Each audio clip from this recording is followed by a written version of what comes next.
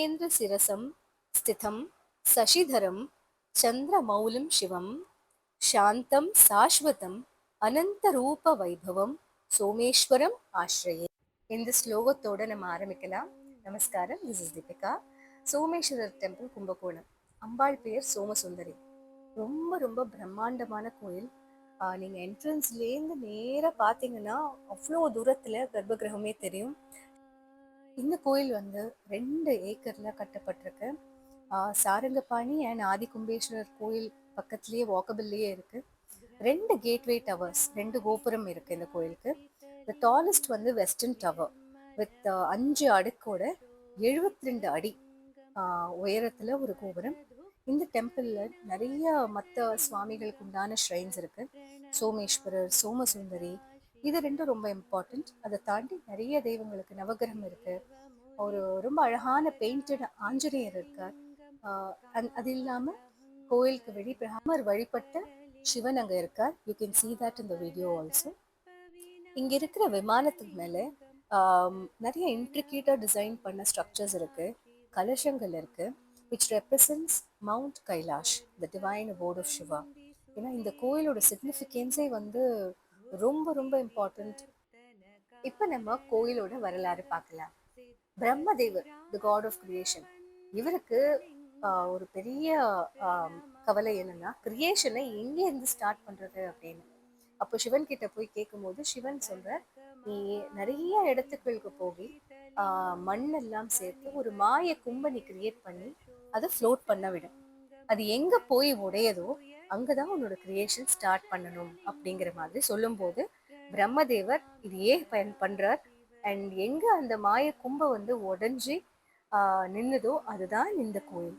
So this temple has a huge significance because கிரியேஷனே இங்கே தான் ஆரம்பிச்சதுன்னு சொல்லப்படுது.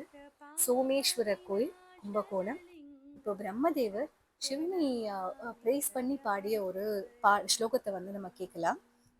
நம சம்பவேச்ச மயோபவேச்ச நம சங்கராயச்ச மயஸ்கராயச்ச நம சிவாயச்ச சிவதராயச்ச. இந்த ஸ்லோகம் வேதிக் மந்த்ரால இருக்கு. தைத்திரிய சம்ஹிதா ஆஃப் த கிருஷ்ண யஜுர்வேதத்துல இருக்கு. பிரம்மனும் தேவர்களும் எல்லாரும் சேர்ந்து சிவனை நோக்கி பாடிய ஒரு ஸ்லோகம். இந்த கோயிலுக்கு வரும்போது ஒரு இடத்துல உட்கார்ந்து இந்த ஸ்லோகத்தை பிரம்மனையும் நினைத்து சிவனையும் நினைத்து பாடினா I think the purpose of we being created fulfil ஆகும். இது என்னோட ஒரு பெர்ஸ்பெக்டிவ். இன்னொரு கதை வந்து சந்திர பகவானுக்கு இங்க சாப விமோச்சனம் கிடைச்சதா சொல்லப்படுது. தக்ஷன், சந்திரனோட மாமனார், அவரை சபிக்கும் போது இந்த இடத்துலதான் சந்திர பகவான் சிவனை நோக்கி தவம் பண்றார். அதனாலதான் சந்திரனுக்கு வந்து why the moon has waxes and veins ன்னு சொல்லுவோம் இல்லையா. ஸோ அந்த மாதிரி அவரோட சாபத்தை குறைச்ச இடம் இது. அதனாலதான் இங்க சோமேஸ்வரர் அப்படிங்கிற பேர்ல, ஈஸ்வரா ஆஃப் சோமா ஆர் மூன் அப்படிங்கிற பேர்ல வந்து சிவனை வந்து அழைக்கிறாங்க.